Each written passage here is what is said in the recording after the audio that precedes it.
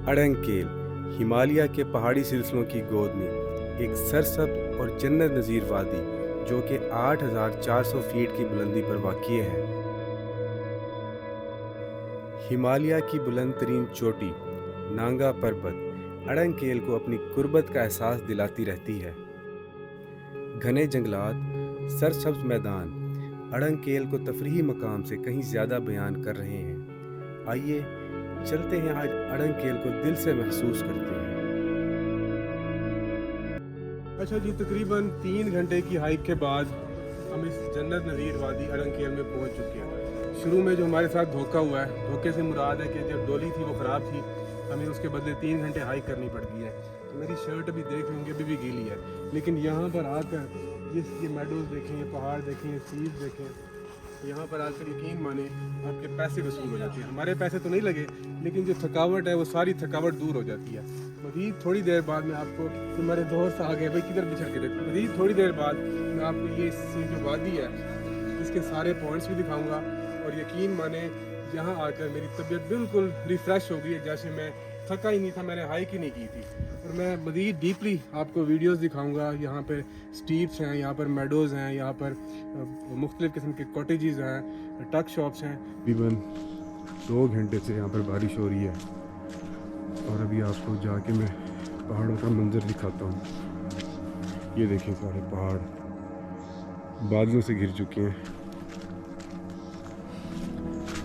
ये चारों तरफ यही मंजर है, ये आप देख सकते हैं। और एक और चीज़ आपको बताते चले, अड़ंगकेल में आपको जैसे मालूम होगा कि नीलम वैली में एस्कॉम की सिम्स चलती हैं, लेकिन यहाँ अड़ंगकेल में कॉल तो हो जाती है, लेकिन इंटरनेट के सिग्नल नहीं आते।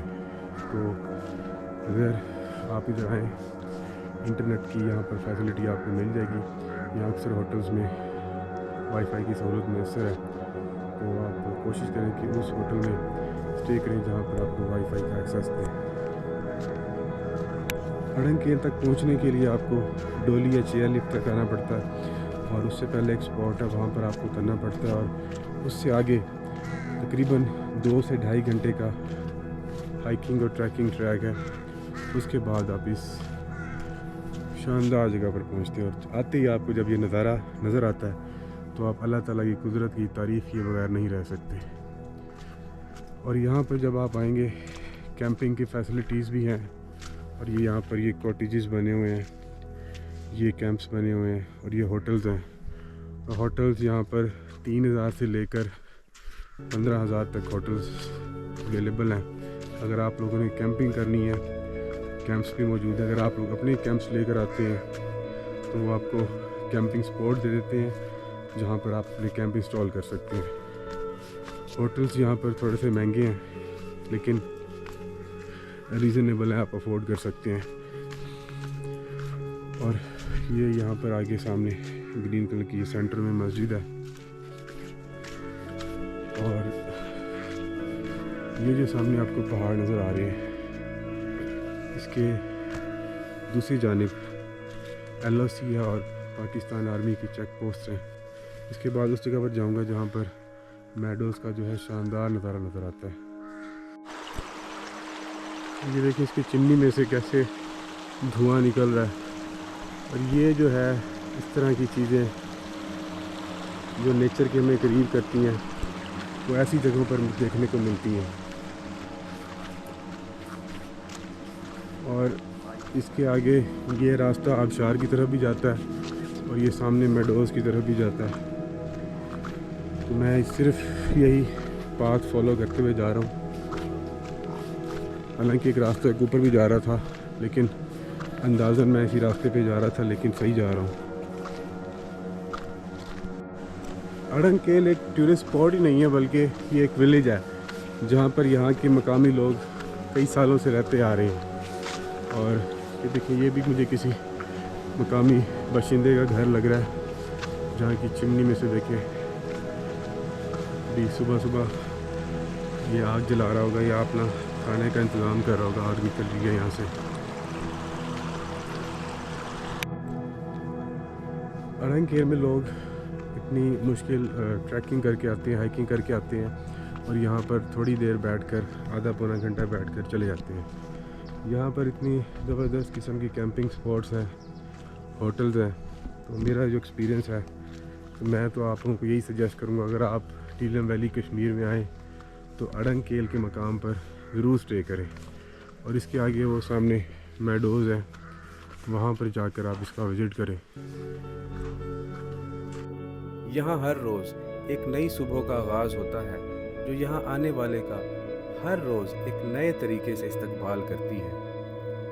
सुबह की हल्की रोशनी जब पहाड़ों की चोटियों को छूती है तो बादल उन्हें अपनी गोद में ले लेते हैं। हर तरफ हरियाली का समंदर बहता है, जहाँ हवा का हर झोंका एक कहानी सुनाता है। ये दिन, ये मंजर, जैसे खुदा ने अपनी सबसे खूबसूरत तस्वीर बना दी हो। अड़ंग केल सियाहों के लिए किसी जन्नत से कम नहीं, क्योंकि यहाँ लातादाद तफरीही मौक़ों के साथ साथ गेस्ट हाउसेस तमाम ज़रूरियात ज़िंदगी की सहूलियात के साथ मौजूद हैं। यहाँ पहाड़ आसमान से बातें करते हैं और बादल उन्हें अपनी बाहों में समेटे रहते हैं।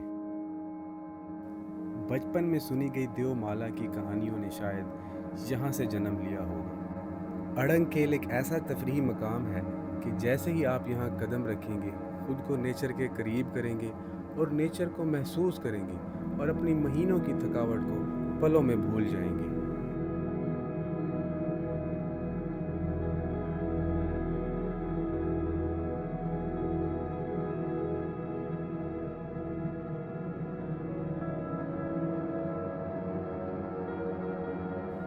अड़ंग केल की खूबसूरती यहाँ के पहाड़ों और माहौल में नहीं, बल्कि यहाँ के सुकून में है।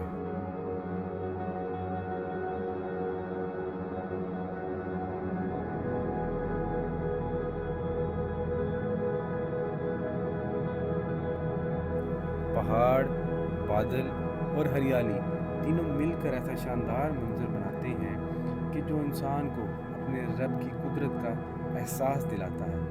और यहाँ खूबसूरती सिर्फ देखी नहीं जाती, बल्कि महसूस की जाती है।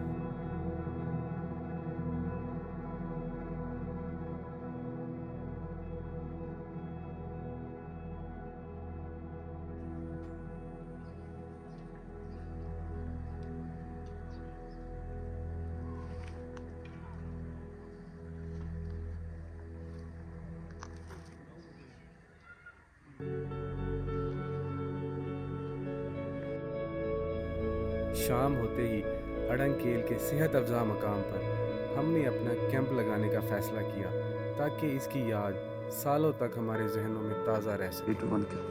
ठंडी हवा, पहाड़ों का साया और अपने हाथों से तैयार किया हुआ खाना, इसका मज़ा शहरों की गहमा गहमी में कहाँ।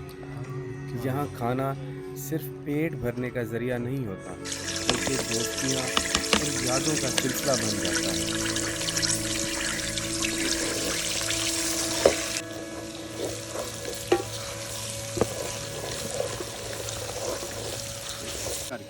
चूल्हे की आग और पहाड़ों की ठंड, ये एक साथ मिलकर खाने का जायका दुगना कर देती है। और खुली हवाओं में पकता हुआ खाना में तो बड़ी डिलीशियस लगे। अड़ंग केल से रुखसत होते हुए ऐसा लगता है जैसे दिल का एक हिस्सा यहीं छोड़ कर जा रहे हैं। ये मंजर, ये हवा और ये सुकून याद बनकर हमेशा साथ चलेंगे।